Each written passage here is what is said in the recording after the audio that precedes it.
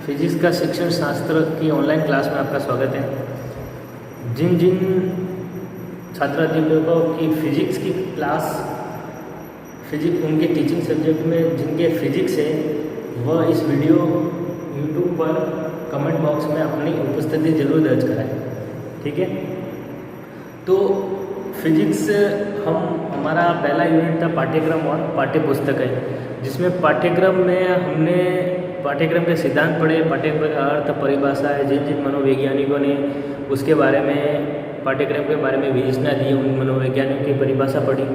इन सभी पाठ्यक्रम को पढ़ने के बाद हमने बाल केंद्रित शिक्षण का अध्ययन किया कि बालक को केंद्र मानकर जो आधुनिक शिक्षा दी जाती है उनका अध्ययन हम किस तरह कर सकते हैं और उनके बारे में हम क्या पढ़ सकते हैं। तो पिछली कक्षा में हमने बाल केंद्रित शिक्षण पढ़ा था, जिसमें बालक को प्रधान माना था, उसके पाठ्यक्रम को सरल और रुचिपूर्ण बनाया था, आत्म व्यक्ति और ज्ञानेंद्रियों का विकास किया था और व्यवहारिक और सामाजिक दृष्टिकोण विकसित किया था।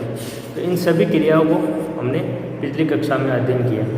आज हमारा मुख्य टॉपिक रहेगा, आज हमारा मुख्य टॉपिक है जो भौतिक विज्ञान अध्ययन समिति की जो फिजिक्स के पाठ्यक्रम निर्माण के लिए एक समिति बनाएगी, उसने पाठ्यक्रम से रिलेटेड या करिकुलम से रिलेटेड क्या क्या सुझाव दिए गए। निरंतर एक लचीली समिति थी जो विभिन्न बालकों के स्तर को देखकर, विद्यालय के स्तर को देखकर, माध्यमिक प्राथमिक स्तर को देखकर अपने पाठ्यक्रम में बदलाव करती थी और अलग अलग सुझाव उसने प्रस्तुत किए कि भौतिक विज्ञान का पाठ्यक्रम कैसा होना चाहिए, उसकी पाठ्यचर्या कैसे होनी चाहिए, पाठ्य पुस्तकों का निर्माण कैसे किया जाना चाहिए। उसके बारे में एक समिति बनाई, भौतिक विज्ञान प्रबंध समिति या अध्ययन समिति। तो उसका सुझावों के बारे में हम आज डिस्कशन करेंगे कि उन्होंने कौन कौन सुझाव दिए और निरंतर उनमें कौन कौन से परिवर्तन आए।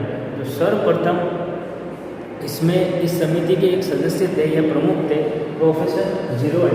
उनके नेतृत्व में सर्वप्रथम 1956 में प्रथम बार माध्यमिक शिक्षा स्तर के पाठ्यक्रम पर पुनः विचार किया गया। मतलब पाठ्यक्रम जो पहले से चला आ रहा था 1956 से पहले, उसके बारे में ये फॉरेन कंट्री में प्रोफेसर जेरोल्ड द्वारा वापस इसको पुनः विचार किया गया है कि इस पाठ्यक्रम पर पुनः विचार किया जाए। शायद ये पाठ्यक्रम भौतिक विज्ञान के अनुकूल नहीं है। बच्चों में जो विज्ञान शिक्षण के प्रति जो प्रैक्टिकल नॉलेज होता है, जो प्रायोगिक, क्योंकि ये विज्ञान प्रायोगिक विषय, तो उनके बारे में उसने वापस पुनः गठित किया। उसमें कई लोगों ने उनका सहयोग दिया। उसमें एक कमेटी बनाई गई जिसमें अध्यापकों को रखा गया, अलग शिक्षाविदों को रखा गया, दार्शनिकों को रखा गया तथा उनको बताया गया है कि आप नए नए सुझाव पाठ्यक्रम में कैसे दे सकते हैं। तो समिति का ये कार्य था कि वो नए नए सुझाव पाठ्यक्रम में शामिल कर सकें, ठीक है। सर्वप्रथम इसका उल्लेख किसने किया? अमेरिका शिक्षण विभाग ने। अमेरिका का एक शिक्षा विभाग है जिसने पिछले 10 वर्षों में एक महत्वपूर्ण बात यह कही कि विशिष्ट वैज्ञानिकों ने अनुभव किया है कि भौतिक विज्ञान शिक्षण के लिए अध्यापकों तथा अन्य विशेषज्ञों के साथ मिलकर नवीन पाठ्यक्रम और अधिगम सामग्री की रचना करना तथा उसको सक्रिय रूप से भाग लेना। तो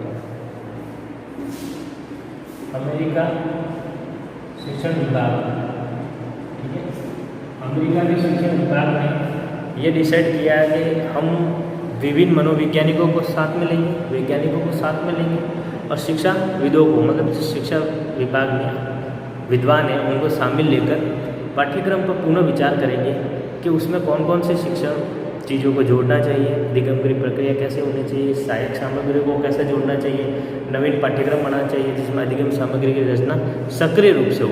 क्योंकि केवल कक्षा का उपयोगी ज्ञान विज्ञान में प्रमुख या मतलब मैक्सिमम नहीं होता है कि आपने कक्षा में पढ़ा दिया, उसको विज्ञान शिक्षण करा दिया, तथ्य बता दिए, सिद्धांत बता दिए तो इससे ख़त्म हो गया। वो बिल्कुल ही निरर्थक ज्ञान होता है, क्योंकि विज्ञान में बिना प्रैक्टिकल नॉलेज के कुछ नहीं होता। उसको प्रयोगशाला में दिखाकर साक्ष्य प्रस्तुत करने पड़ते हैं और भी प्रोजेक्ट विधि द्वारा उसे समझाया जाता है, खेल विधि द्वारा भी समझा सकते हैं और अन्य विधियों द्वारा भी उसको समझाया जाता है। तो इन सभी का ज्ञान विज्ञान शिक्षण में आवश्यक है। तो सर्वप्रथम 1957 और 58 संस्थाएं, इन संस्थाओं ने अपना कार्य प्रारंभ किए, जिसमें PSSC मतलब भौतिक विज्ञान अध्ययन समिति ने सर्वप्रथम पाठ्यक्रम को 8 विद्यालयों और 300 विद्यार्थियों में बांटा। उनका परीक्षण किया गया, फिर उनके परीक्षण से कुछ शोध निकले। उसके बाद उन्होंने 300 विद्यालयों पर ये प्रयोग ट्राई किया, जिसमें 12,500 विद्यार्थियों पर ये परीक्षण किया गया। फिर 600 विद्यालयों पर ट्राई किया, जिसमें 25,000 विद्यार्थियों पर ये परीक्षण किए गए कि पाठ्यक्रम में क्या क्या इंक्लूड करना चाहिए। तो परीक्षण के फलस्वरूप हमें क्या बात पता चली, या वैज्ञानिकों को क्या बात पता चली कि छात्रों की समझ से बाहर थी, उनके स्तर से अधिक थी, उन्हें छोड़ दिया गया। उसके पश्चात पाठ्यक्रम में पुनः संशोधित किया गया। तो जो चीज़ें बालकों के स्तर से बाहर आ रही है, प्राथमिक स्तर या माध्यमिक स्तर के बालकों के भौतिक विज्ञान के शिक्षण में जो चीज़ें बाहर आ रही है उनको छोड़ दिया गया, और जो चीज़ें उनके इंक्लूड है उनको पाठ्यक्रम में शामिल किया गया। तो इनकी खोज के द्वारा क्या निष्कर्ष निकला, जो ये सारे इनका निष्कर्ष ये निकला, वही जो मैंने अभी बताया कि पाठ्यक्रम ऐसा होना चाहिए कि भौतिक शास्त्र की खोज कर सके। वो विज्ञान शिक्षण में, विज्ञान अध्ययन प्रक्रिया में एक नई खोज और तकनीकों का विकास कर सके। वह प्रयोगशाला में केवल जांच के लिए न करे, बल्कि किसी भी घटना के संबंध में पूर्ण जानकारी प्राप्त कर सके, उसके साक्ष्यों को इकट्ठा कर सके।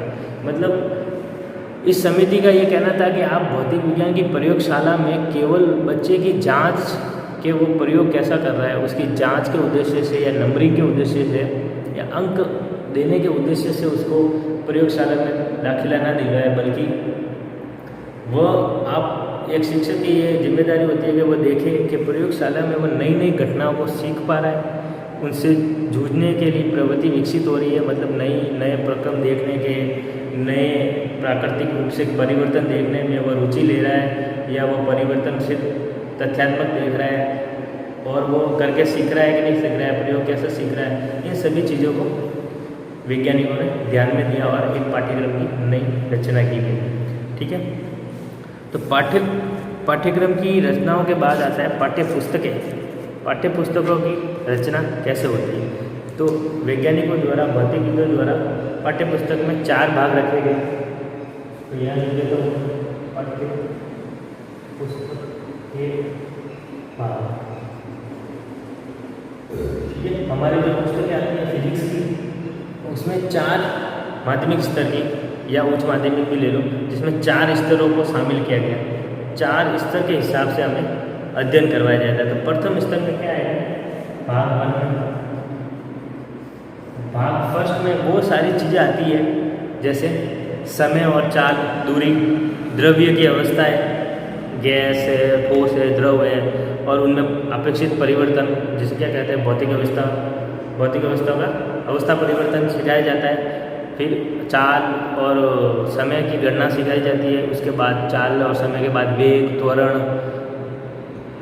द्रव्यमान, गुरुत्वाकर्षण बल आदि, अपेक्षित द्रव्यमान, भार, इनकी संक्रियाएं भाग फर्स्ट में हमें सिखाई जाती है। तो हम देखते हैं कि हमारे पाठ्यपुस्तक में प्रथम 2-3 चैप्टर इसी चीज़ के होते हैं कि हमें गणित, भौतिक विज्ञान की प्रमुख जो चीज़ें हैं, जो भौतिक चीज़ें हैं, समय, चाल, वेग, बल, गति, द्रव्यमान, संरक्षण, मास, भार आदि चीज़ों को, मात्रक सूत्र आदि इन चीज़ों को प्रथम भाग में सिखाया जाता है। ठीक है, दूसरे भाग में क्या है, प्रथम भाग में परमाणु के बारे में भी थोड़ा सा नॉलेज दिया जाता है। परमाणु के 3 तत्व, इलेक्ट्रॉन, प्रोटॉन, न्यूट्रॉन आदि सभी चीज़ों को, उनका भार, उनकी संक्रिया आदि चीज़, परमाणु संरचना पूरी चैप्टर पूरा पढ़ाया जाता है। भाग सेकंड में क्या आएगा, इसमें लाइट के बारे में पढ़ाया जाता है, प्रकाश, ऑप्टिक्स बोलते हैं जिसको, प्रकाश और छाया के बारे में पढ़ाया जाता है, उनके सिद्धांत पढ़ाए जाते हैं, अपवर्तन हुआ, परावर्तन हुआ। फिर दूसरा एक चैप्टर होता है वेव का, प्रकाश द्वैत प्रकृति का होता है, उसकी कणीय प्रकृति अलग होती है, फोटोन जिसे बोलते हैं, ठीक है, और दूसरी होती है उसकी तरंग प्रकृति। तो दोनों प्रकृति को अलग अलग स्तर पर पढ़ाया जाता है। ठीक है, भाग थर्ड में क्या होगा, भाग थर्ड में होता है कि उसकी गति शक्ति, गति, बल, संवेग संरक्षण और द्रव्यमान संरक्षण जैसे बहुत भारी जो नियम होते हैं, गुरुत्वाकर्षण के नियम आदि चीज़ों को भाग थर्ड में पढ़ाया जाता है। भाग फोर्थ में अंतिम रूप से विद्युत पदार्थ का विद्युत गुण, चुंबकीय गुण, उसका क्वांटम गुण, रदरफोर्ड के नियम, नाभिकीय परमाणु संयंत्र, ठीक है, नाभिकीय क्रियाएं, संलयन हुआ, नाभिकीय संलयन हुआ, नाभिकीय विखंडन हुआ, फोटोन का कार्य हुआ, और कई नियम, वैज्ञानिक नियम होते हैं, जैसे अफवाहों का नियम हुआ, पाउली नियम हुआ, ठीक है। तो इन सभी नियमों को इसमें डिस्कस किया जाता है। तो इस तरह एक पाठ्य पुस्तक की विज्ञान अध्ययन समिति के सुझाव द्वारा एक पाठ्य पुस्तक की इस तरह भौतिक विज्ञान की पाठ्य पुस्तकें की रचना की जाती है, ठीक है। इन पाठ्य पुस्तकों में कुछ सुधार भी किए जाते हैं, शिक्षकों को कुछ एडवाइस भी दी जाती है। इसके बारे में हम अगली कक्षा में अध्ययन करेंगे कि पाठ्य पुस्तकों में अगर कोई त्रुटि है तो उनको सुधार कैसे किया जा सकता है, और अध्यापकों को भौतिक विज्ञान पढ़ाते समय क्या क्या सुझाव दिए जा सकते हैं, उनका क्या कर्तव्य रहता है, इस समिति ने उनके लिए क्या सुझाव रखे, उनको हम अगली कक्षाओं में डिस्कस करेंगे। तो आज हमने भौतिक विज्ञान की एक प्रमुख अध्ययन समिति के सुझावों के बारे में डिस्कस किया। कल हम मुख्य रूप से आपके सिलेबस का जो हिस्सा है नफील्ड भौतिक परियोजना का पाठ्यक्रम, उसके बारे में